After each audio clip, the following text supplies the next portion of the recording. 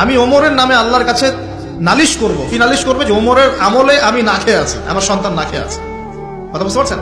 এই কথা শোনার সাথে সাথে ওমর রাদিয়াল্লাহু আনহুর মানে বুকে আল্লাহ পাকের ভয় চলে আসলো, হৃদয় প্রকম্পিত হলো।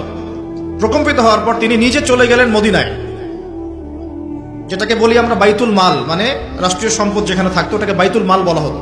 সেখান থেকে একটা আটার বস্তা নিজের কাঁধে উঠিয়েছেন, উঠিয়ে নিজে পায়ে হেঁটে ওই মহিলার বাসায় যাচ্ছেন।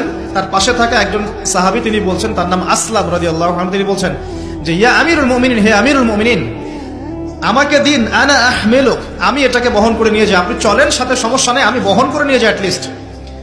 তখন ওমর রাদিয়াল্লাহু আনহু বলছেন, দিলের কান দিয়ে শোনেন কথাগুলো, ওমর রাদিয়াল্লাহু আনহু বলছেন, হাল আনতা তাহমিলু উযরি ইয়াউমাল কিয়ামা, তুমি কি কিয়ামতের মাঠে আমার পাপের বোঝা বহন করবে? সুবহানাল্লাহ, চিন্তা করে দেখেন। নিজের হাতে গেলেন, রান্না করে খাওয়ালেন, তারপরে বললেন আগামীকাল তুমি আমিরুল মুমিনিনের দরবারে এসো, সেখানে আমাকে পাবে। এই হলো ওমর রাদিয়াল্লাহু আনহুর খেলাফত।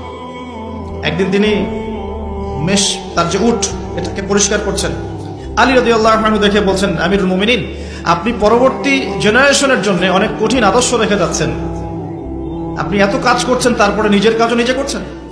তখন ওমর রাদিয়াল্লাহু আনহু বলছেন, ওয়ালা তালুমুনি ইয়া আবুল হাসান, হে আবুল হাসান, আমাকে এভাবে বিব্রত করো না, কারণ আমি ভয় করি যে আমি যে অর্ধবিশ্ব শাসন করছি, তারপরে আমি ভয় করি যে আমার এই শাসনের আন্ডারে যদি একটা রাখালও না খেয়ে মারা যায়, আমি ভয় করি আল্লাহ এর জন্য আমাকে জবাবদিহি করাবে।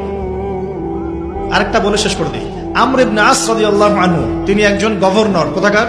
মিশরের। কার আমলে আছেন? ওমর রাদিয়াল্লাহু আনহুর সময়। তো তার ছেলের নাম হচ্ছে মুহাম্মদ। তো সেই মুহাম্মদ আমর ইবনে আসের ছেলে রাদিয়াল্লাহু আনহু।